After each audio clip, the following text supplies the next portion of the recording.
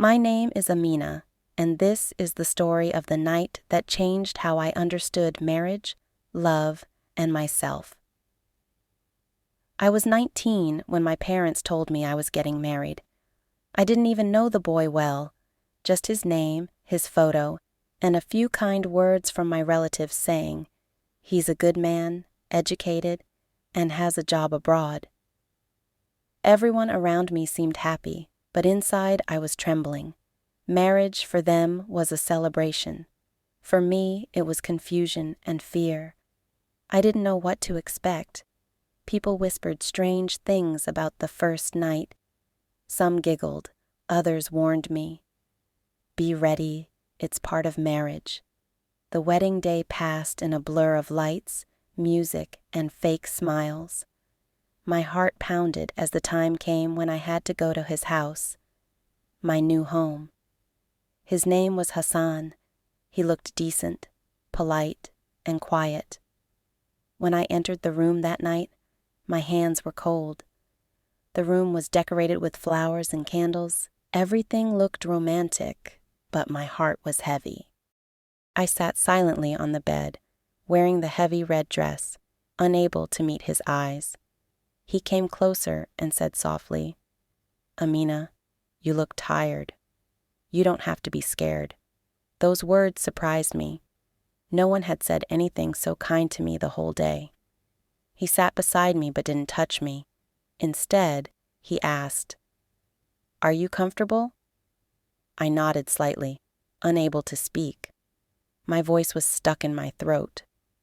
After a few minutes, he continued, "I know what people expect from this night, but I want to tell you something. You're not an object, Amina. You're my partner, not my possession." Tears rolled down my face. The fear I had carried all day slowly began to fade. No one had ever talked to me like that, with respect, not demand. He smiled gently and said, "Let's not rush anything. We have a lifetime to understand each other." That night, we didn't do what everyone expected. We just talked about our childhood, our dreams, and our fears. For the first time, I realized the real truth about the first night. It's not about physical closeness. It's about emotional connection. As the night went on, I told him how afraid I was because of the stories other girls told me about pain, force, and humiliation. He listened carefully, holding my hand softly, and said, "That's not love, Amina. That's pressure. I promise I'll never make you feel that way." I fell asleep with peace in my heart. The candles faded, but a new light had started to grow inside me. The light of understanding and respect. The next morning, I woke up before Hassan. The room was quiet, sunlight touching the curtains. My heart still felt warm, remembering how gently he had spoken to me. When I went to the kitchen, his mother smiled and said softly, "So, how was your night?" Her tone made me uncomfortable. I looked down, not knowing what to say. Society had turned the first night into something to be judged. Not about love, but about proof. For the next few days, I noticed how people around me whispered and laughed. Some of my cousins even teased me. It made me realize that for many people, marriage wasn't about feelings. It was about expectation. But Hassan was different. Every day, he showed respect, not through gifts, but through kindness. He helped me in the kitchen, asked about my dreams, and supported my wish to study again. One evening, as we sat on the rooftop watching the sunset, he said, "Amina, I want us to build our relationship slowly. I don't want you to ever feel afraid of me." I looked at him with tears in my eyes. "You're not like other men," I whispered. He smiled. "Greater than, no, Amina.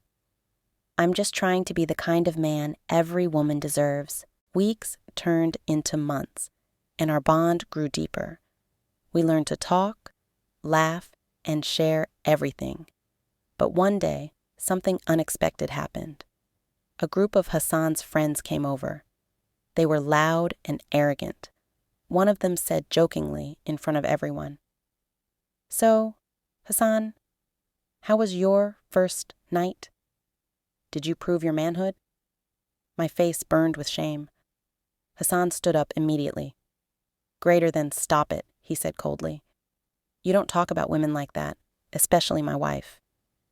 The room fell silent. That moment, I realized his strength wasn't just in kindness, it was in standing up for what's right. Later I told him, greater than, "Thank you for protecting my dignity."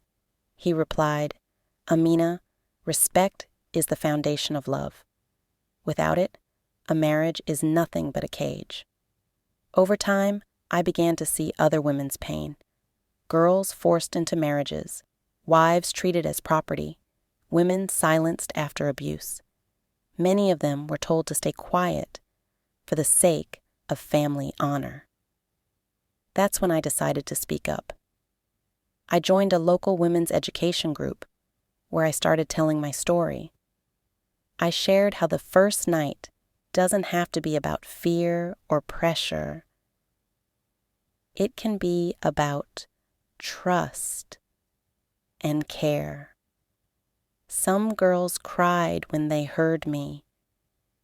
They said, "Amina, we wish someone told us this earlier." I told them, greater than, it's never too late to know your worth. A relationship built on respect is stronger than any tradition years past. Hassan and I became parents to a baby girl. When I held her for the first time, I whispered, "You will never be silenced. You will know what real love is." Looking back now, I understand the dark truth about that so-called first night. It's not the night that matters. It's the way people see it. Society creates pressure, fear, and shame. But love creates peace, respect, and understanding. So to every girl who's scared of marriage, and to every boy who's confused by what he's told, remember this: greater than, the real first night begins when two hearts meet with honesty, not when two bodies meet in silence. Moral message: love is not proven by what happens behind closed doors. It's proven by how you treat each other every single day. Thanks for watching, and don't forget to subscribe to Pro English Stories for more interesting moral stories.